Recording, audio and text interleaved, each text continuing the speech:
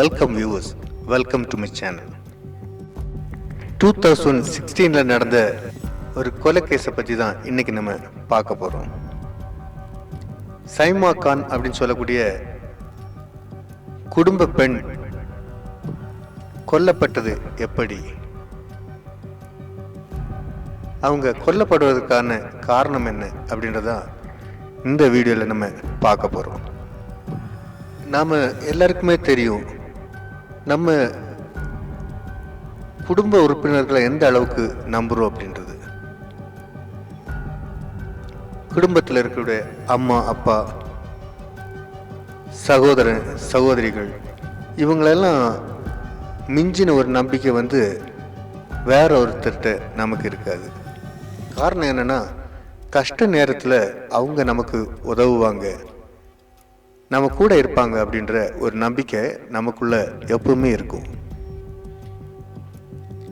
அந்த நம்பிக்கை உடையவராக இருந்தீங்கன்னா இந்த வீடியோ பார்த்தீங்கன்னா கண்டிப்பாக நீங்கள் சிந்திக்க போறீங்க அப்படின்றது தான் உண்மை. அந்த நம்பிக்கையை உடைக்கக்கூடிய ஒரு கொலை கேஸை தான் இன்னைக்கு நம்ம சேனலில் பார்க்க போகிறோம். இது சைமா கான் மர்டர் கேஸ். நீங்கள் பார்த்துட்டு இருக்கிறது பிளாக் ஹோலின் ட்ரூ கிரைம் ஸ்டோரி.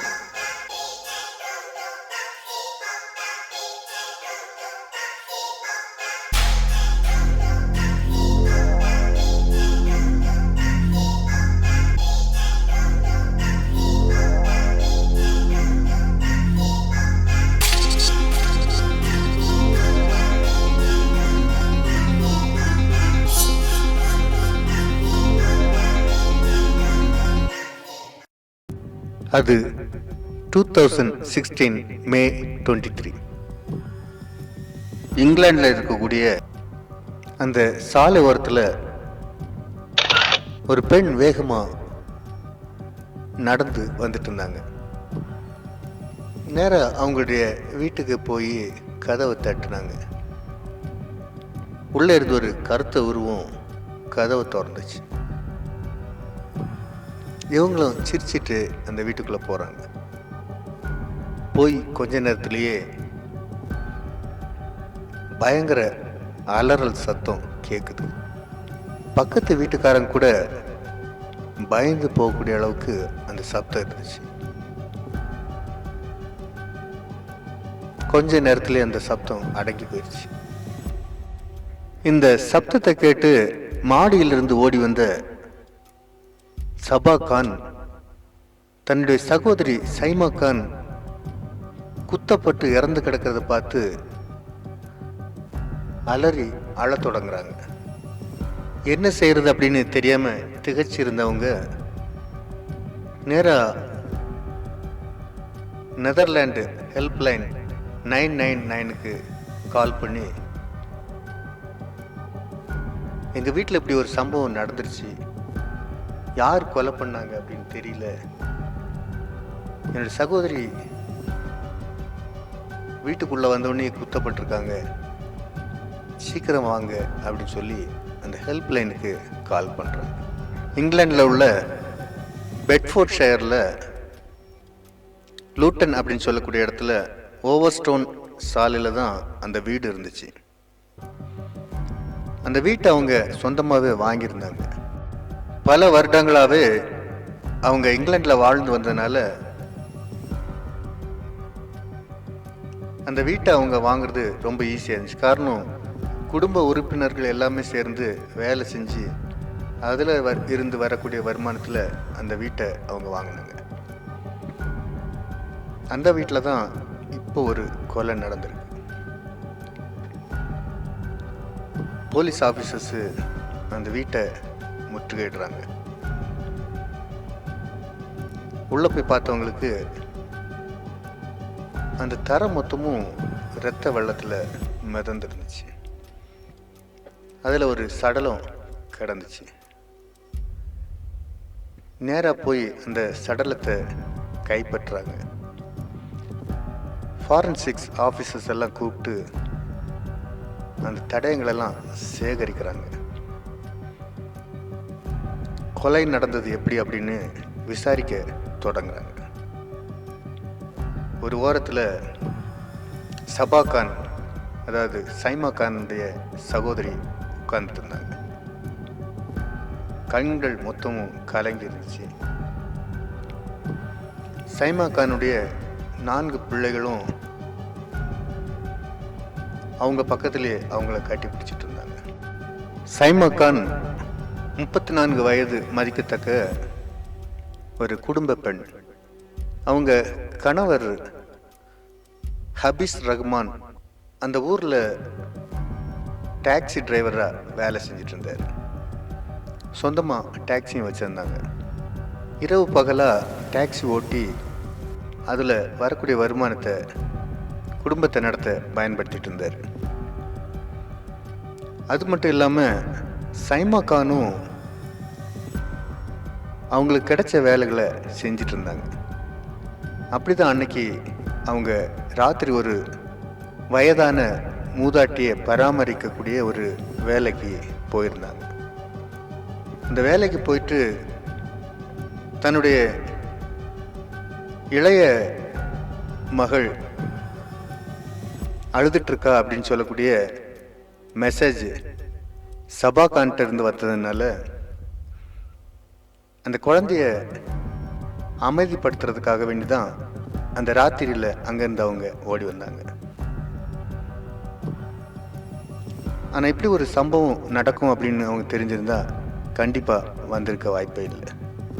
காரணம், குடும்ப உறுப்பினர்கள் எல்லாமே அவங்க கூட வாழ்ந்த இன்னொரு குடும்பத்தில் ஒருவர் இறந்து போயிட்டதுனால அந்த இறந்த வீட்டுக்கு அவங்க எல்லாம் போயிருந்தாங்க. அதனால் இந்த வீட்டில் 4 குழந்தைகளும் சைமா கானுடைய சகோதரி சபா கான் மட்டும்தான் இருந்தாங்க. சபா கானுடைய வேலை என்னன்னா, ஹபீஸ் ரஹ்மானும் சைமா கானும் வேலைக்கு போகும்போது அந்த குழந்தைகளை பார்த்துக்கிறது மட்டும்தான். இப்படிப்பட்ட ஒரு அழகான ஃபேமிலியில் தான் இப்படி ஒரு கோர சம்பவம் நடந்துருந்துச்சு. போலீஸ் ஆஃபீஸர்ஸ் வந்து விசாரணையை தொடங்கினாங்க. வீட்டில் இருந்த சபா கான்கிட்ட விசாரிக்க முயற்சிக்கிறாங்க. ஆனால் அவங்களால பேசவே முடியல. காரணம் என்னென்னா, ரொம்பவும் துக்கத்தில் இருந்தாங்க. கடைசியாக பேச தொடங்கினோன்னு அவங்க என்ன சொன்னாங்கன்னா, என்னுடைய சகோதரிக்கு நான் இப்படி மெசேஜ் பண்ணியிருந்தேன். குழந்தை அழுதுட்டு இருந்தனால அவளை அமைதிப்படுத்துக்கு கொஞ்சம் வந்துட்டு போ அப்படின்னு சொன்னதுனால தான் அவங்க வந்தாங்க.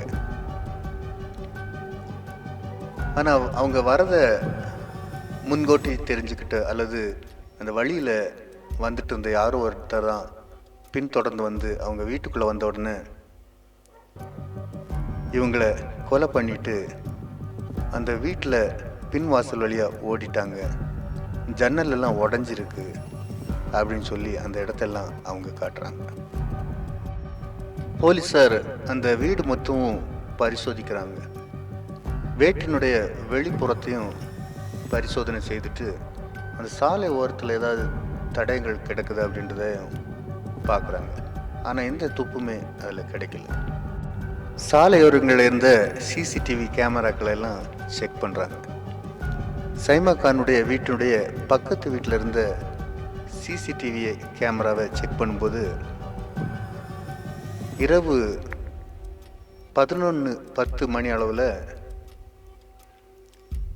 சைமா கான் ஹால் லைட்டை ஆன் பண்ணிவிட்டு உள்ளே போகிறத சிசிடிவி படம் பிடிச்சிருந்துச்சு. அதுக்கப்புறம் ஒரு 45 செகண்ட்ஸ்க்கு அப்புறம் அந்த லைட்டு அணைக்கப்பட்டது. அந்த ஹால்வே வந்து 8 நிமிஷங்களுக்கு மேலே இருட்டிலேயே இருந்துச்சு. அந்த நேரத்தில் தான் அந்த கொலை நடந்திருக்கு அப்படின்றத போலீஸார் கண்டுபிடிக்கிறாங்க. போலீஸாருக்கு ஒன்று மட்டும் கரெக்டாக புரிஞ்சிச்சு. அது என்னன்னா, சைமா கானை பின்தொடர்ந்து எந்த குற்றவாளியும் வரல, வெளியே இருந்து யாருமே வரல. அந்த கொலையாளி அதுக்கு முன்னாலே இந்த வீட்டுக்குள்ளே இருந்திருக்கான், அல்லது இவங்களை கொலை பண்ணக்கூடிய நோக்கத்தோட அந்த வீட்டுக்குள்ளே இதுக்கு முன்னாலே வந்து பதுங்கி இருந்திருக்கலாம் அப்படின்ற ஒரு முடிவுக்கு வராங்க. சபாக்கான விசாரணை வளையத்துக்குள்ள கொண்டு வராங்க. அவங்கள விசாரிக்க தொடங்கணும்னு அவங்க என்ன சொல்றாங்கன்னா, எனக்கு ஒண்ணுமே தெரியாது, நான் அந்த நேரத்தில் பாத்ரூம்ல குளிச்சுட்டு இருந்தேன், அதனால கீழே என்ன நடந்ததுன்னு எனக்கு தெரியாது அப்படின்னு சொல்றாங்க. ஆனா போலீஸார் அதை நம்பக்கூடிய விதத்தில் இல்லை. அந்த ரூம்ஸ் எல்லாத்தையும் செக் பண்ண தொடங்குறாங்க. அப்பதான் அவங்க ரூம்ல ஒரு கருப்பு பர்தாவும் கை கிளவுஸும் ஒரு காய் வெட்டுற கத்தியும் கிடைக்குது. உடனே இந்த கொலைக்கு காரணம் சபாகான் தான் அப்படின்றத முடிவு பண்றாங்க. சபாகானை கைது செய்து ஸ்டேஷனுக்கு கூட்டிட்டு போறாங்க. விசாரணை நடக்க தொடங்குது. போலீசார் விசாரிச்சதுல பல திடுக்கிடும் உண்மைகளை சபாகான் சொல்றாங்க. அது என்னன்னா, ஹபீஸ் ரஹ்மான் பாகிஸ்தான் நாட்டை சேர்ந்தவர். அவர் இங்கிலாந்துல ஒர்க் பண்ணிட்டு இருந்த போது தான் சைமா கானை கல்யாணம் பண்றார். இவங்களுக்கு 4 குழந்தைகள் பிறக்குது. சகோதரி சபாகானுக்கு அவங்க ரொம்ப ஹாப்பியா இருக்கிறத பிடிக்காம போகுது. காரணம் என்னன்னா, இவங்க கல்யாணம் ஆகல. அது மட்டும் இல்லாம ஹபீஸ் ரஹ்மான ரொம்பவே காதலிக்க தொடங்கியிருந்தாங்க. அவர்கிட்ட பலமுறை தன்னுடைய ஆசையை சொல்லி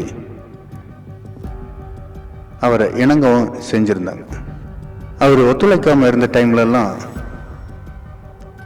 அவரை மிரட்டி ஒத்துழைக்க செய்திருந்தாங்க. நீங்கள் நான் சொல்கிறத கேட்கலன்னா கண்டிப்பாக நான் சூசைட் பண்ணிக்குவேன் அப்படின்னு சொல்லியே மிரட்டியிருந்தாங்க. அதுக்கு பயந்து அவர் அவங்க சொன்னதெல்லாம் கேட்டு நடக்க தொடங்கியிருந்தார். அவர் மூலமாக ப்ரெக்னென்ட் ஆகி அந்த கருவை கலைக்கவும் செய்திருந்தாங்க, வீட்டுக்கு கூட தெரியாமல். அந்த அளவுக்கு அவங்களுக்குள்ள உறவு இருந்துச்சு. சபாகானுக்கு முக்கியமான விரோதியாக சைமா கான் மாறினாங்க. சைமா கான் மேலே ரொம்ப பொறாமையும் வெறுப்பும் அவங்களுக்குள்ள இருந்துச்சு. அதனால சைமா கானை எப்படி அது தீர்த்து கட்டணும் அப்படின்னு சொல்லி திட்டம் போடுறாங்க. கூகுளில் சர்ச் பண்ணுறாங்க, எப்படி கொலை செய்கிறது, எப்படி போலீஸில் பிடிபடாமல் இருக்கிறது, அதை திட்டத்தை எப்படி நிறைவேற்றுறது அப்படின்னு எல்லாம் சர்ச் பண்ணுறாங்க. அதுலேயும் ஒரு படி மேலே போய் பாகிஸ்தானில் இருக்கக்கூடிய ஒரு மந்திரவாதிகிட்ட ஃபோன் பண்ணி சைமா கானை கொலை பண்ணுறதுக்கு 5000 பவுண்டை பணத்தை அனுப்பி கொடுக்குறாங்க. மந்திரவாதம் செய்து அவளை அங்கேருந்து கொலை பண்ண முடியும் அப்படின்னு அந்த மந்திரவாதி சொன்னதை நம்பி இவ்வளோ பணத்தை அவனுக்கு கொடுத்துருந்தாங்க. ஆனால் எந்த பலனும் இல்லைன்னு தெரிஞ்சுக்கிட்டு பாம்பு, அப்புறம் விஷப்பாம்புகளை வச்சு கொல்றது எப்படி, எலி பாய்ஸ்ன்னு வச்சு கொல்றது எப்படி, அளவுக்கு அதிகமான மயக்க மாத்திரைகளை கொடுத்து கொல்றது எப்படி, போதை மருந்துகளை அளவுக்கு அதிகமாக கொடுத்து கொல்றது அப்படின்னு சொல்லி பல வெப்சைட்டுகளில் போய் சர்ச் பண்ணி இவங்க தெரிஞ்சுக்கிட்டாங்க. ஆனால் எந்த பலனும் அவங்களுக்கு இல்லாததுனால ஒரே முடிவை எடுக்கிறாங்க, தானே செயலில் இறங்கணும் அப்படின்னு. ஹபீஸ் ரஹ்மானுக்கு மேலே அளவுக்கு மீறின காதல் மயக்கத்தில் இருந்தாங்க. அது மட்டும் இல்லாமல் கொஞ்ச நாளாகவே அவர் இவங்களை விட்டு கொஞ்சம் தள்ளி இருந்தார். காரணம் என்னென்னா, பள்ளிவாசலில் ஹிமாம்கிட்ட போய் இப்படி ஒரு சம்பவம் இருக்குது அப்படின்னு சொன்ன உடனே இஸ்லாத்தில்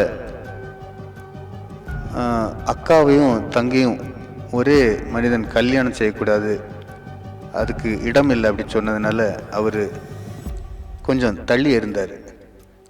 அதுவும் இவங்களுக்கு ரொம்ப கோபத்தை உருவாக்குச்சு. கொலை செய்கிறதுக்கான நாளை தேடிட்டே இருந்தாங்க. அந்த நாள் வந்தது. அவங்க ஃபேமிலிஸ் எல்லாமே அவங்க கூட வாழ்ந்த ஃபேமிலியினுடைய இறுதி சடங்குக்கு போயிருந்த நேரத்தை பயன்படுத்திக்க நினச்சாங்க. சைமா கானுடைய இளைய மகள் அழுகிறா அப்படின்னு சொல்லி டெக்ஸ்ட் மெசேஜை 4 டைமு சைமா கானுக்கு அனுப்புனாங்க. இதை பார்த்த சைமான் கான் ரொம்ப அர்ஜென்ட் போகல அப்படின்னு நினச்சிட்டு அந்த மெசேஜை நம்பி வீட்டுக்குள்ளே வராங்க. வீட்டுக்குள்ளே லைட்டெல்லாம் ஆஃப் ஆகி இருந்ததை பார்த்துட்டு அந்த லைட்டை ஆன் போகிறதுக்கு முன்னாலேயே சபா கான் அவங்கள குத்த தொடங்கியிருந்தாங்க. சைமா கான் தான் ஏன் கொல்லப்படுறோம் அப்படின்றது தெரியாமலேயே இரத்த வெள்ளத்தில் கீழே விழுந்து இறந்து போயிட்டாங்க. அவங்க உடம்புல 68 இடங்கள்ல ஆழமான குத்துகள் பட்டிருந்துச்சு. இவ்வளவு கோரமான கொலைக்கு காரணம் தன்னுடைய சகோதரி மேல இருந்த பொறாமை, அது மட்டுமில்ல எரிச்சல். அவங்க சந்தோஷமா வாழ்றத பார்த்து பிடிக்காம இருந்தது தான் காரணம். அது மட்டும் இல்லாம ஹபீஸ் ரஹ்மான தனக்கு மட்டுமே சொந்தமாக்கி கொள்ளணும் அப்படின்ற பேராசையும் காரணமாக இருந்துச்சு. குற்றவாளிகள் என்னைக்குனாலும் பிடிக்கப்படுவாங்க அப்படின்றதான் உண்மை. குற்றத்தை எப்பவுமே மறைக்க முடியாது. என்னைக்காவது ஒரு நாள் அது வெளியே வரும். அதுவும் கொலை குற்றத்தை மறைக்கிறது ரொம்பவே கடினம்.